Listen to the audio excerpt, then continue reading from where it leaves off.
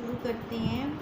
वाल्मीकि जी बोले कि एक मुहूर्त उपरांत सदाशिव जी ने तीनों नेत्र खोले, तो जैसे पृथ्वी रूपी संपुट से सूर्य निकले वैसे ही उनके नेत्र निकले।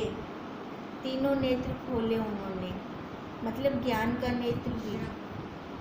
और जैसे द्वादश सूर्य का प्रकाश इकट्ठा हो वैसे ही उनका प्रकाश हुआ। उन्होंने देखा कि वशिष्ठ जी के नेत्र मूंदे हुए हैं। तब कहा कि हे मुनीश्वर, जागो, अब नेत्र क्यों मूंदे हो? जो कुछ देखना था सो तुमने देखा।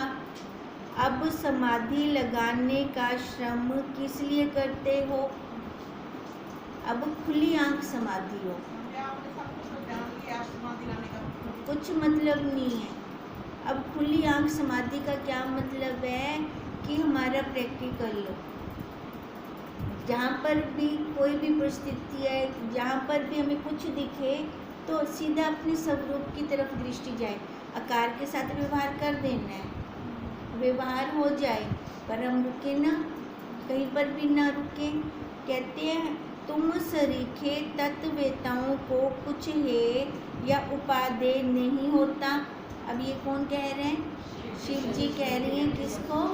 वशिष्ठ जी को, कि वो समाधि में बैठे हैं ना, तो भी अब नेत्र खोलो, जागो, भी इस चीज़ की ज़रूरत नहीं है। अब तुम जैसे बुद्धिमान हो वैसे ही आत्मदर्शी भी। जो कुछ पाने योग्य था सो तुमने पाया और जानने योग्य जाना। बालकों के बोध के निमित्त जो तुमने मुझसे पूछा था सो मैंने कहा। अब तुम चुप क्यों हो?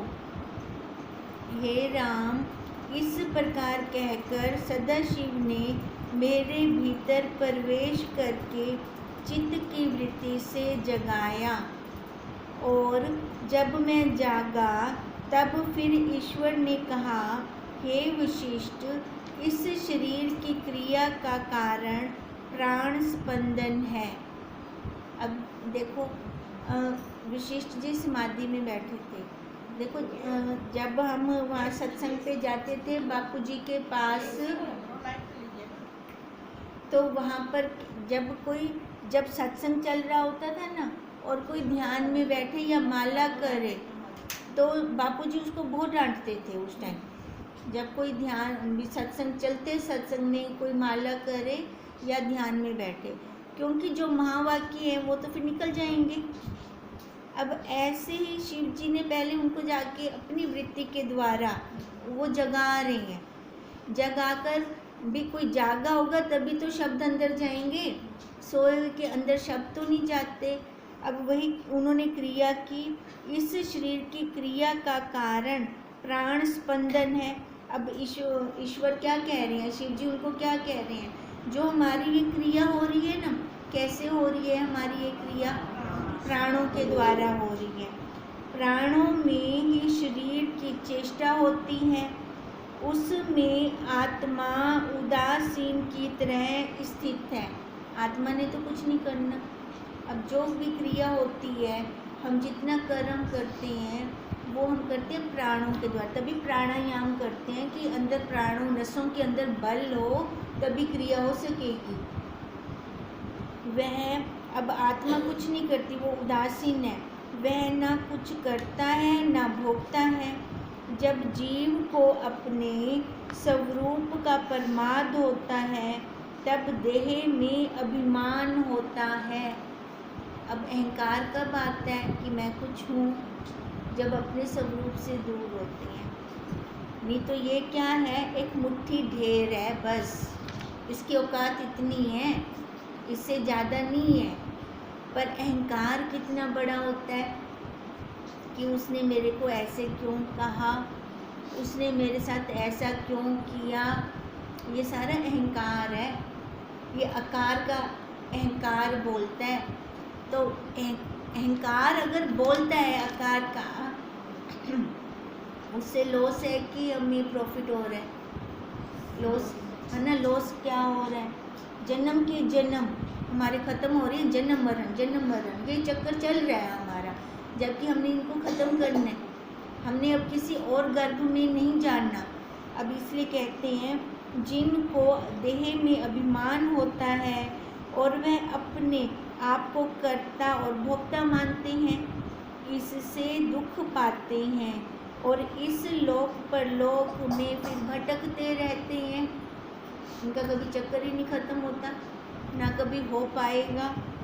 जब आत्म विचार उपजता है तब आत्मा का अभ्यास होता है।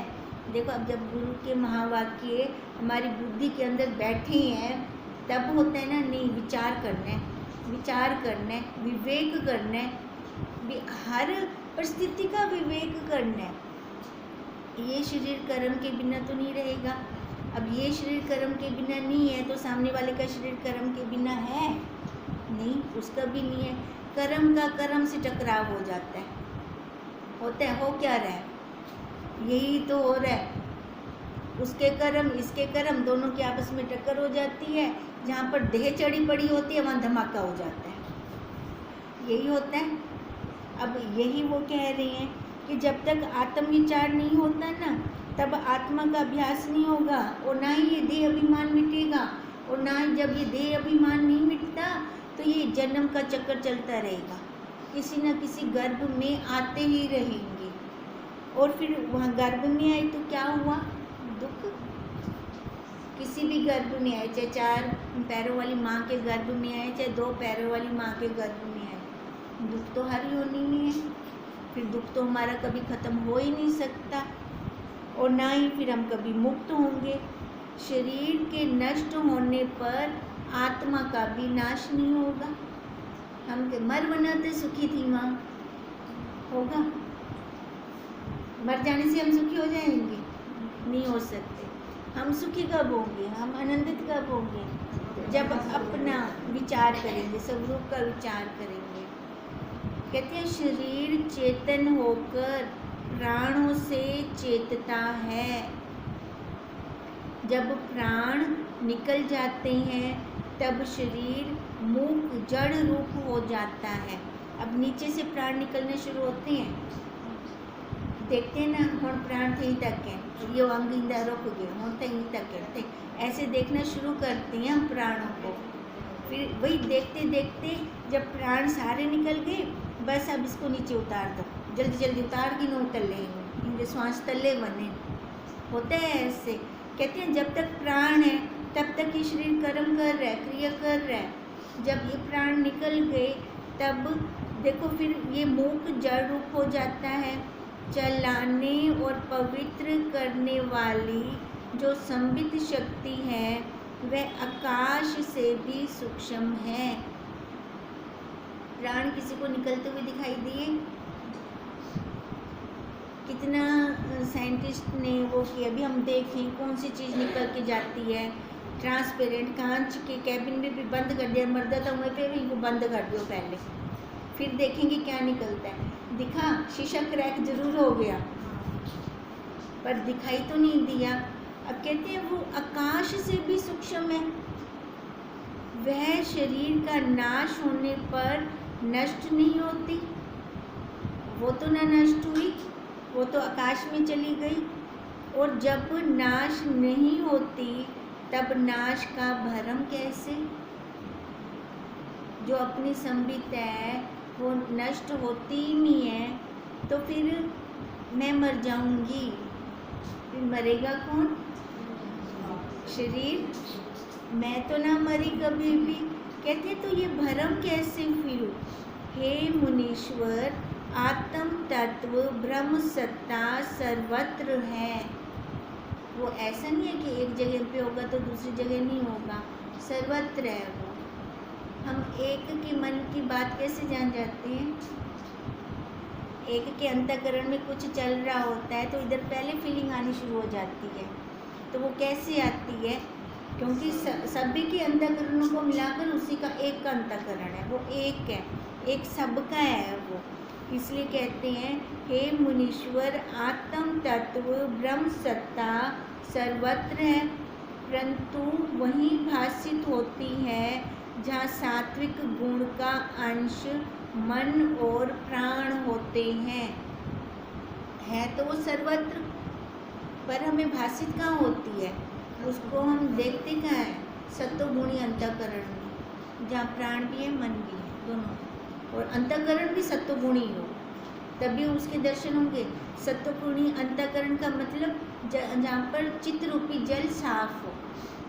साफ में सूर्य का प्रतिबिंब साफ पड़ता है ना, पूरा सूर्य दिखाई देता है। कहते हैं मन और प्राणों सहित फिर देह भाषित होती है। फिर क्या होता है, जिसका सत्वगुणी अंतःकरण है, जिसको अपने स्वरूप का पूरा ज्ञान है, तो उसको अपने से ये अलग शरीर दिखता है। मन अलग, इंद्रियां अलग, ये पूरा का पूरा शरीर उसको अपने अलग दिखाई दे रहा होता है। जैसे निर्मल दर्पण में जब मुख का प्रतिबिंब दिखता है और आदर्श मलिन होता है, तब मुख विद्यमान भी होता है परंतु भाषित नहीं होता। पानी साफ है तो हमें दिखाई देगा ना प्रतिबिंब उसमें।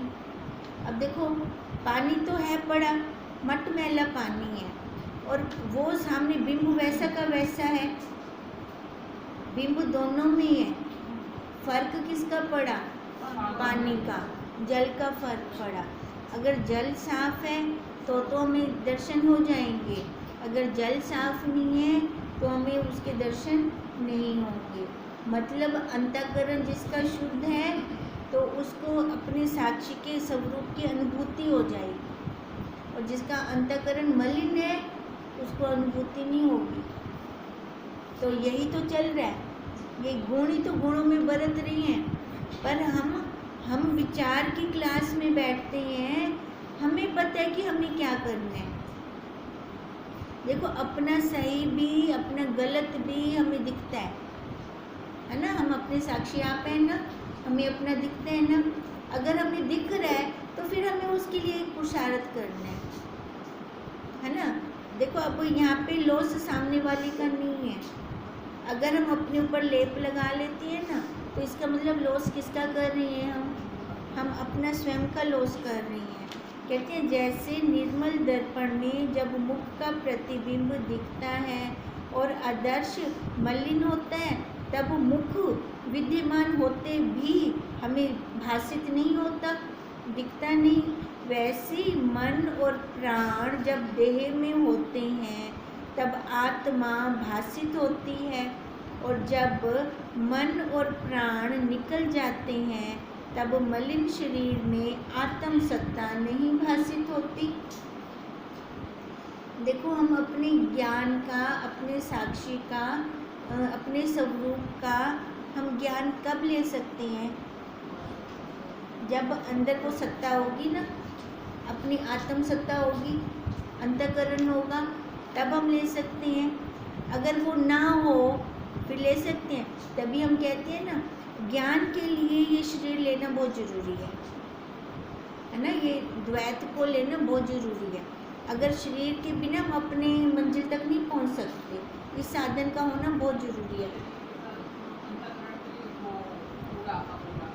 पूरा अंतःकरण, देखो ये पूरा अंतःकरण हो, मन बुद्धि चित्त, ठीक है, अहंकार तो अपने आप ही आ जाता है। मन बुद्धि का होना बहुत ज़रूरी है, मन बुद्धि चित्त का होना बहुत ज़रूरी है। अब वही गुरुदेव कह रही हैं, अब मुर्दा ज्ञान नहीं ले सकता, जिसके अंदर से ये मन भी प्राण भी निकल गए, वो ज्ञान नहीं ले सकता। अब जिसके अंदर ये मन भी है प्राण भी है और सत्वगुणी अंतःकरण नहीं है तो भी नहीं ले सकता वो। तो उसके लिए हमें सावधानी रखनी है। हम विचार की क्लास में बैठे हैं, हमें पता है कि हमारा बर्तन कैसे साफ़ होगा और किस साबुन से साफ़ करना है, हमें ये भी पता है ना। अंतःकरण कैसे साफ़ होगा और कौन सा सर्फ लगाना है, हमें ये पता है। हमने उसका पुरुषार्थ करना है अपने आप का। कहते हैं वही तब मुख विद्यमान होते हुए भी परंतु भाषित नहीं होता, वैसे मन और प्राण जब देह में होते हैं तब आत्मा भाषित होती है, और जब मन और प्राण निकल जाते हैं तब मलिन शरीर में आत्म सत्ता नहीं भासित होती। हे मुनीश्वर, आत्म सत्ता सब जगह पूर्ण है, परंतु भासित नहीं होती। सूरज की धूप हर जगह पड़ रही है, ठीक है, पर उसका प्रतिबिंब कहाँ पड़ेगा? जल पर। देखो सूरज कपड़े लटके खड़ी है, उस पर भी तो पड़ रहा है ना, उसका एक्स पड़ रहा है, पर वहाँ पे प्रतिबिंब तो नहीं आ रहा। प्रतिबिंब कहाँ आएगा? जहाँ जल भरा पड़ा होगा। अब ऐसे ही कह रहे हैं, वो आत्म सत्ता तो पूर्ण है, पर ये चित्त रूपी जहाँ जल होगा वहाँ पर उसका प्रतिबिंब पड़ेगा। वही सर्व कलना से रहित शुद्ध शिव रूप सबकी सत्ता रूप है। कहते हैं अब उसको हमने वही वो भासित होगा। हे मुनीश्वर, आत्म सत्ता सब जगह पूर्ण है, परंतु भासित नहीं होती। जब उसका अभ्यास होता है तब सर्वात्म रूप होकर भासित होती है।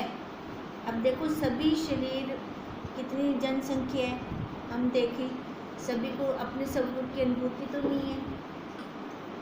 कहते हैं जब अपने स्वरूप का जो अभ्यास करेगा उसको ही अपने साक्षी की अनुभूति होगी, उसी को भासित होगी, और दूसरे को भासित नहीं हो सकती, भले ही वो मनुष्य शरीर में क्यों ना हो। वही सर्व कलना से रहित शुद्ध शिव रूप सबकी आत्म सत्ता रूप है। जहाँ जिसको अनुभूति होती है ना, वही शिव रूप है, और कोई शिव रूप नहीं है। नहीं तो हम कहें सबके अंदर वो साक्षी है तो वो शिव रूप हो गया, नहीं। जो अभ्यास करेगा, अभ्यास करके उसको निकालेगा, उसको ही हम डॉक्टर बोलेंगे।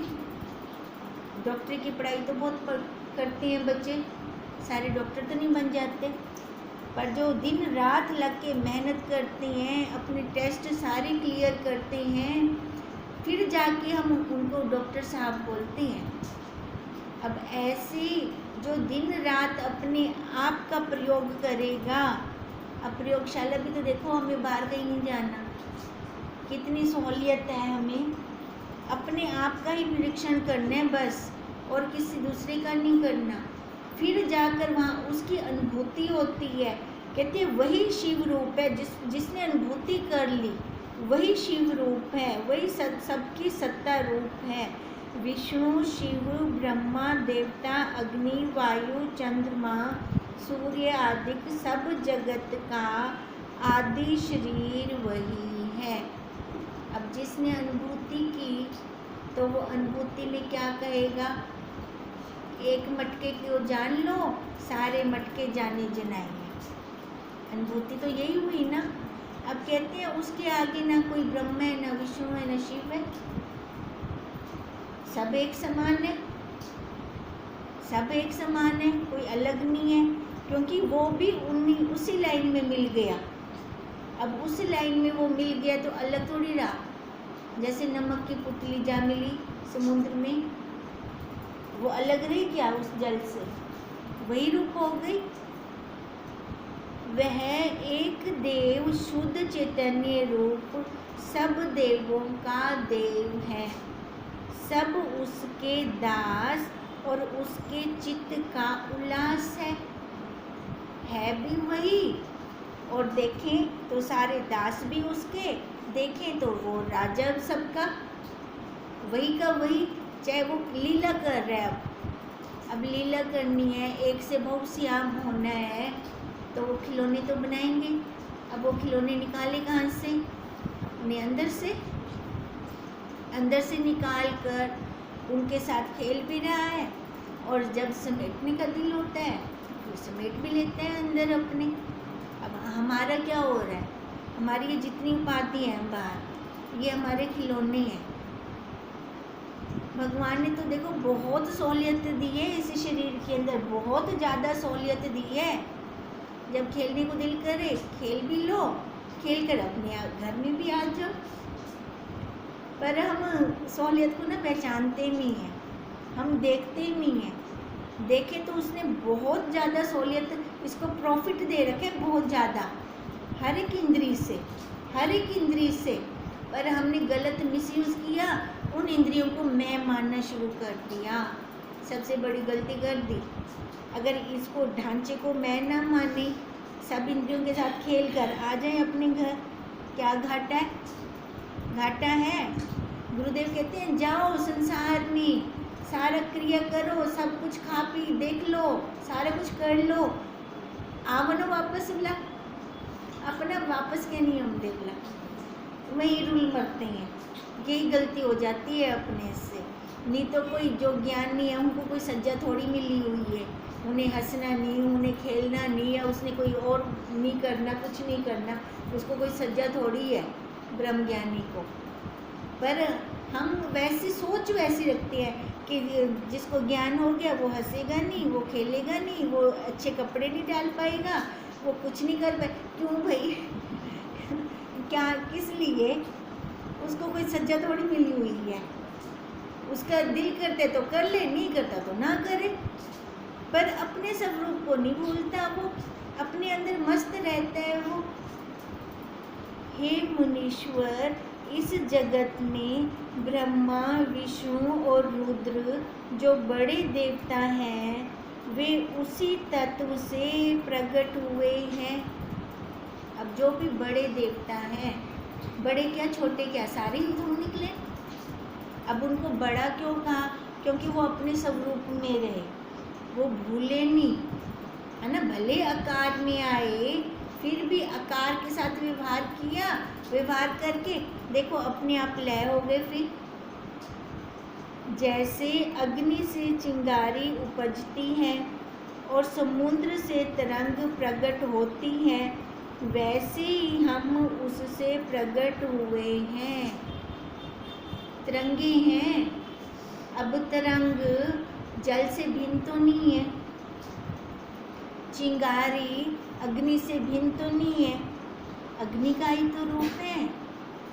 अब अपने आप को हम छोटा तरंग बनाएं या चिंगारी माने या गहने मान लें, तो इसमें गलती तो हमारी स्वयं की है। नहीं तो उसने हमें कब कहा कि तू सोना नहीं है, तू जल नहीं है, तू अग्नि नहीं है? उसने कहा? कह ही नहीं सकता, वो कह ही नहीं सकता। ऐसे ही उसने हमें कहा कि तू ब्रह्म नहीं है, ऐसे वो कह ही नहीं सकता। हम तो हैं ब्रह्म, पर अपने आप को कुछ मानकर उपाधि में लेकर बैठ जाते हैं। तो इसी से हमारी ये सारी भूलें होती आ रही हैं हमारी। वैसे ही हम उससे प्रकट हुए हैं। यह अविद्या भी उसी से प्रकट है। ज्ञान अज्ञान दोनों किसकी सत्ता से हैं? उसी की सत्ता से तो हैं, है ना। अब वो यही कहता है सारी क्रिया कर लो, पर अपने आप को जानो, अपने आप को पहचानो। क्या हमारी जान पहचान है? हमारी आइडेंटिफाई क्या है? हम क्या हैं? हम ब्रह्म हैं, है ना। यो लेवल ना भूलूँ आप बस। आप अब पूजा बार वाला हिंदू, मैं हिंदी धिया, मैं हिंदी माँ हाँ, है ना, मैं इसकी पत्नी हूँ, वो याद रह जाता है हमें। वो इतना हो संसार के लिए, बस अपने ज्ञान में हमेशा याद रहे मैं ब्रह्म हूँ। जैसे पत्नी को हम याद नहीं करते कभी भी मैं पत्नी हूँ, सारा व्यवहार हो जाता है। पर कोई कहे तेरे कोई लड़का देखें, ये तो मंगनी हो गई, है ना। है भी नीचे नीचे, ऊपर ऊपर भी हम रटते नहीं है उसको, है भी नीचे नीचे, पर व्यवहार भी हमारा सारा होता है। ऐसे ये भी मैं ब्रह्म हूँ, सारा व्यवहार करो, बार बार उनको रटने की जरूरत ना पड़े। कहते हैं जैसे और अनेक शाखाएं उसकी हुई हैं। कहते हैं अविद्या भी उसी से प्रकट हुई है, और अनेक शाखाएं उसकी हुई हैं। देव अदेव, वेद और वेद के अर्थ और जीव। क्या हुआ? पीछे कुछ पूछना है क्या? अच्छा, फ़ोन पे बात करें। अब देखो वो क्या कह रही हैं कि विद्या अविद्या भी उसी से प्रकट है और अनेक शाखाएं उसकी हुई हैं। देव अदेव, वेद और वेद के अर्थ और जीव सब उस अविद्या की जटा है। सारा कुछ उसी में तो है। 84 लाख योनियां कहाँ है? अविद्या भी तो उसी में है। देखो देव भी उसी में है, अदेव भी उसी में है, वेद भी और वेद के अर्थ भी और जीव और सब उस अविद्या की जटा है। माया, माया के अंदर है ये सारा और माया अंदर है उसकी सत्ता के अंदर। ठीक है, जैसे हमने कहा था वो गोल चक्कर के अंदर बिंदु बिंदु बिंदु, वो बिंदु बिंदु क्या थी? 84 लाख योनियां। वो गोल चक्कर क्या था? माया, ईश्वर। अब ईश्वर वो गोल चक्कर भी था के अंदर है, वो उस सत्ता के अंदर है। अब कहते हैं जितना कुछ है ये सारा उसी के अंदर है, चाहे अच्छा है चाहे बुरा है, चाहे मेरा है चाहे तेरा है, सारा उसी के अंदर है। ये अनंत है, फिर उपजती और मिटती है, उस वो तक कुछ नहीं करता। ठीक है, उसके अंदर जो सर्कल है वो लय हो रहा है, उसकी वहाँ पर लय हो रही है और फिर उपज के आ रहा है, फिर से उत्पत्ति स्थिति हो जाती है, फिर लय हो जाता है, पर वो वैसे का वैसे ही है, उसके अंदर ये सारा कुछ हो रहा है। देश काल पृथ्वी आदिक भी सब उसी से उत्पन्न है। उत्पत्ति स्थिति लय उसी की, जैसे एक जल है ना, जल से एक बूंद निकली, थोड़ी देर स्थित हुई, फिर उसमें लय हो गई। ऐसे हम ब्रह्म जी की दृष्टि में एक बूंद है, नहीं तो वो अभी तक सोई पड़ी है, कितनी चौकड़ियाँ युग बीत गए, अभी तो उनका एक दिन भी नहीं हुआ। तो हमारी क्या औकात है उनकी दृष्टि के अंदर? एक बूंद की, जैसे बूंद उपजती है, स्थित होती है और लय हो जाती है, उतनी औकात है उनकी हमारे लिए। अब देखो वो क्या कहते हैं, वो फिर उपजती है, मिटती है। देश काल पृथ्वी आदिक भी सब उसी से उत्पन्न है, वही सर्वसत्ता रूप आत्मदेव है। उसके अंदर उत्पत्ति स्थिति लय हो रही है ना, उसकी तो नहीं हो रही उत्पत्ति स्थिति लय, वो तो वैसे का वैसे ही खड़ा है ना।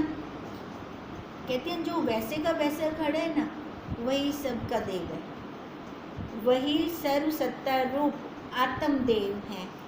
हम ब्रह्मा विष्णु रुद्र का परम पिता आत्मा ही है। हम देखो हमें कितना ऊंचा बिठा दिया, ब्रह्मा विष्णु रुद्र का परम पिता बना दिया हमें, उनको बच्चा बना दिया, हम बाप बन गए उनके। कहते हैं वही आत्मा ही है, क्योंकि हम हैं तभी तो ये सारा कुछ है। अगर हम ही ना हो तो पिता से तो बच्चा होता है, बच्चे से पिता नहीं होता। पहले पिता होगा बाद में बच्चा होगा। अब पहले पिता ये अपना आत्मदेव, उसके बाद ये बच्चे सारे। सबका मूल बीज वही देव है, सब उससे उपजे हैं। जैसे वृक्ष से पत्ते उपजते हैं, वैसे ही सब उसी महादेव से उपजे हैं। अब एक पेड़ के अंदर कितनी शाखाएं हैं, टहनियाँ हैं, फल हैं, फूल हैं, पत्ते हैं, और सीज़न आता है जब पतझड़ का तो झड़ भी जाते हैं, नए भी निकल आते हैं। पेड़ तो में खड़ा है, पेड़ तो नहीं गया कहीं पर।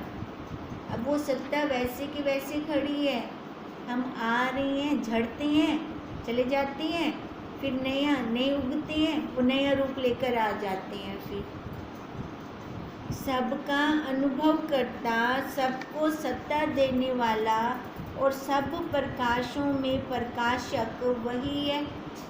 अब पेड़ है, देखो अब उसके मूल में पानी देंगे, सभी के पास पानी चला जाएगा, एक एक पत्ता, टहनी, फल फूल सबको मिल जाएगा। एक एक पत्ता फूल टहनी को नहीं देते। अब कहते हैं ऐसी सबका मूल वही प्रकाशक है, खाली उसी मूल को पानी दे दो, सारा ठीक। मिलवे से बात सुधराया मिलवे से। हम क्या करते हैं, एक एक पत्ते को पानी देते हैं। अब एक एक पत्ते को पानी देते देते मरवेशों कोई रिजल्ट है ना मुझसे सामने से, एक एक को मनवाते थक जाते हैं, रिजल्ट नहीं आता है। कि मनीज तो रुझा नाराज थी गया, और मनीज गया तो कोई ब्याह नाराज थी गया। और मनावना भी है तो हूँ परम पिता अपने अंतर्यामी देवता नाल ही क्यों ना जोड़ बनूँ, उसी के साथ एक में क्यों ना हो जाए। जब उसके साथ एक में हो जाते हैं तो बाहर की टेंशन ही चली जाती है। संसार से क्या लेना, कुछ लेना है बाहर से, वो तो वैसे भी निराला का निराला ही रहेगा। पर हम एक बार उसके साथ जुड़ गए, अपना काम बन जाएगा। अब कहते हैं वह सब प्रकाशों में प्रकाशक वही है, वही तत्ववेताओं का पूज्य है। हमारे गुरुदेव लीलाशाह बापू जी और जितने पूजनीय ब्रह्म ज्ञानी संत हो गए हैं, वो किसकी उपासना करते हैं? साक्षी की, उस सत्ता की उपासना करते हैं। वो किसी आकार की उपासना नहीं करते, आधार पे टिकते हैं वो। तो हम भी उस आधार पे क्यों ना जाए। देखो हमारे गुरुदेव ने भी पाया, गुरुदेव के गुरुदेव ने भी पाया, गुरुदेव के गुरुदेव के गुरुदेव ने भी पाया, केशवानंद जी ने भी। वो भी ऐसे शरीर में है, हमारे जैसे शरीर। तो जब वो सदियों से पीढ़ी दर पीढ़ी पाते आ रहे हैं, तो आपा को ब्याह केड़ा प्रूफ चाहिए कि असा अगर पुरुषार्थ करसू तो साकू कहना मिलसे। हमें कौन सा और प्रूफ चाहिए? हम भी पा सकते हैं, क्योंकि उन्होंने भी इसी शरीर में से अष्टधा प्राकृति में से पाया। हमारे पास भी वो अष्टधा प्राकृति पूर्ण की पूर्ण है, हम भी पा सकते हैं। पर ये अपने मन के अंदर दृढ़ता हो, मेन बात अपनी दृढ़ता की है। ये हमारी दृढ़ता हो और हमारा लक्ष्य रहे, लक्ष्य संसार ना हो, लक्ष्य वही रहे हमारा। तभी अपनी मंजिल दूर थोड़ी है, फिर तो मंजिल पास में खड़ी है। जब लक्ष्य ओझल हो जाता है ना आंखों से, तो मंजिल दूर हो जाती है, फिर हमें नहीं मिलती। कहते हैं सर्वदा सब प्रकार सब में उदित आकार चैतन्य अनुभव रूप है, सबके अंदर है। कोई नहीं कह सकता कि उसने मेरे साथ पार्शलिटी की। उसके आवाहन में मंत्र आसन आदि सामग्री ना चाहिए। बताओ कौन सी सामग्री मैं लूँ कि वो मेरे को मिले, कौन सी मंत्र माला जाप करूँ कि वो मेरे को मिले।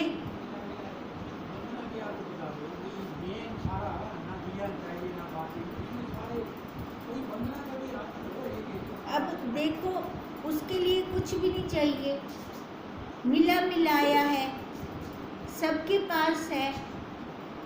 अब जो पुरुषार्थ करेगा, जो अभ्यास करेगा, अपने स्वरूप को पा लेगा, प्राप्त की प्राप्ति कर लेगा।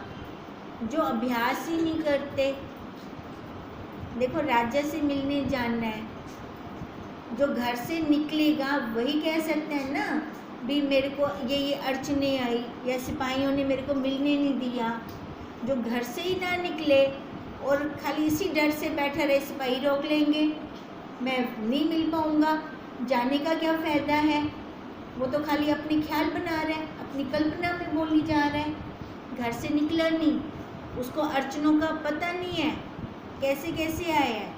अब उसको कभी नहीं मिल सकता राजा। फिर जो घर में बैठे बैठे मुसीबतों से डर रहा है, उसको कभी नहीं मिल सकता राजा।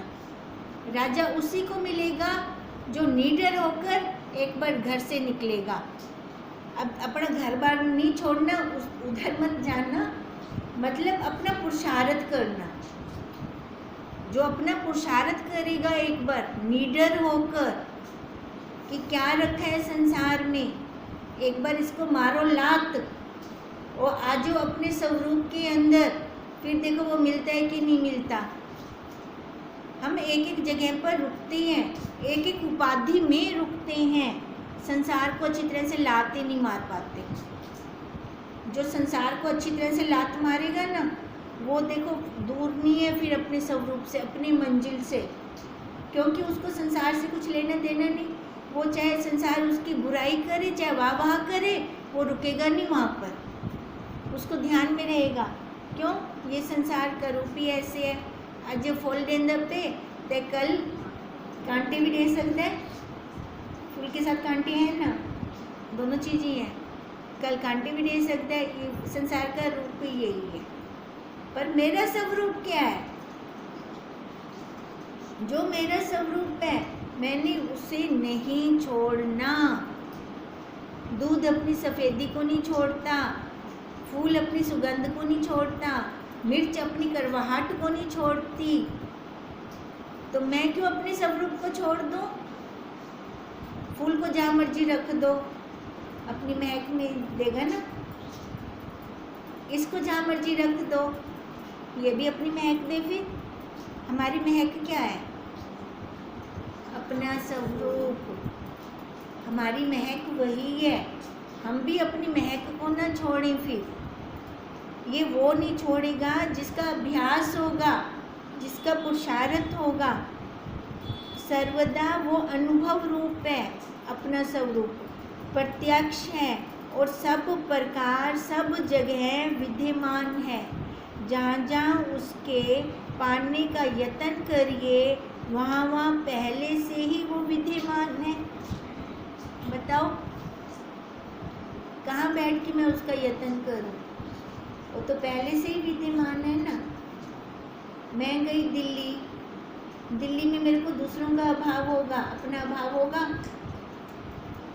अपना अभाव कभी हो सकता है मेरे को? मैं जहाँ मर्जी जाऊँ, मैं कहूँ मैं तो आज उनको घर पे बोल रही हूँ, अपने आप को तो आज मैं घर बोल रही हूँ, होगा अपना अभाव? कभी नहीं हो सकता। ऐसे ही अपने स्वरूप का अभाव कभी नहीं हो सकता। हर जगह हम में है। कहते वह शिव तत्व आदि से ही सिद्ध है। आज निकला है क्या? आज हमने सिद्ध किया या हमारे गुरुदेव ने सिद्ध किया? नहीं ना, आदि से है वो। और मन वाणी में तीनों रूपों से वही भाषित होता है, वही है, वही है, वही है। उसके बिना कोई दूसरा है ही नहीं। आंख चाहिए देखने की, आंख चाहिए बस देखने की। वह सबका आदि, पूज्य, नमस्कार करने और जानने योग्य है। हम संसार की जक की तरफ ज़्यादा जाते हैं, वो जानने की कोशिश करते हैं।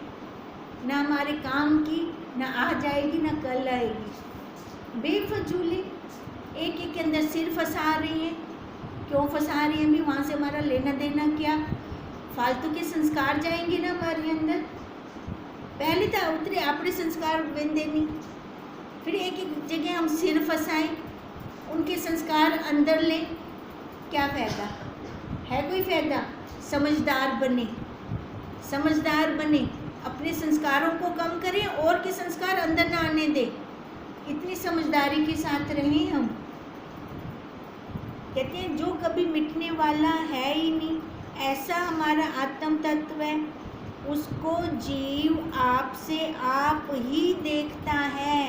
अब मज़े की बात यही है, बताओ, इसको कोई दूसरा नहीं देख सकता।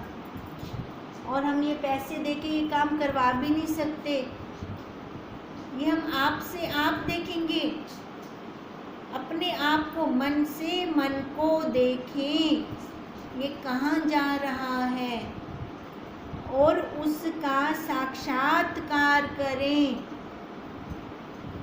है ना अपने हाथ की बात, किसी दूसरे पे डिपेंड होने वाली बात नहीं है। अपने आप है, जब मर्जी गर्दन झुकाओ, गोता मारो।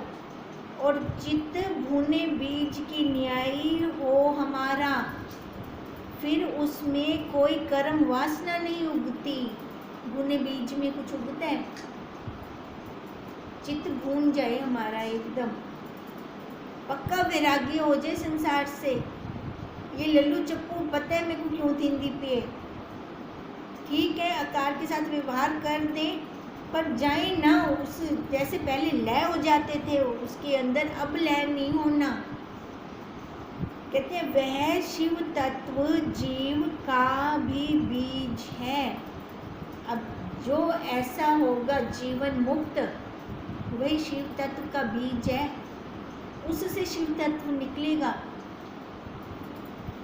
जैसे एक वृक्ष में से और बीज तैयार होते हैं ना, ऐसे जो अपने स्वरूप में स्थित हो गया, जिसकी दृढ़ता हो गई, वो वृक्ष बन गया, वहाँ से और पौध निकलेगी। फिर सब पदों का पद वही है, अनुभव रूप आत्मा ही परम पद है। बताओ सबसे ऊंचा पद कौन सा? जिसमें जो टिक गया, उस पद के अंदर जो टिक गया, अपने स्वरूप के अंदर जो टिक गया, वो तो प्रधानमंत्री का भी प्रधान हो गया, वो तो राष्ट्रपति का भी राष्ट्रपति हो गया। कहते हैं सबसे उत्तम पद वही है। भिन्न दृष्टि का त्याग करें। जब तक ये भिन्न दृष्टि का त्याग नहीं होता, हम अपने स्वरूप में नहीं बैठ पाएंगे। इति श्री योग विशिष्ट निर्वाण प्रकरणे ईश्वर उख्यान देव निर्णय नाम 34वां सर्गा समाप्त। ओम।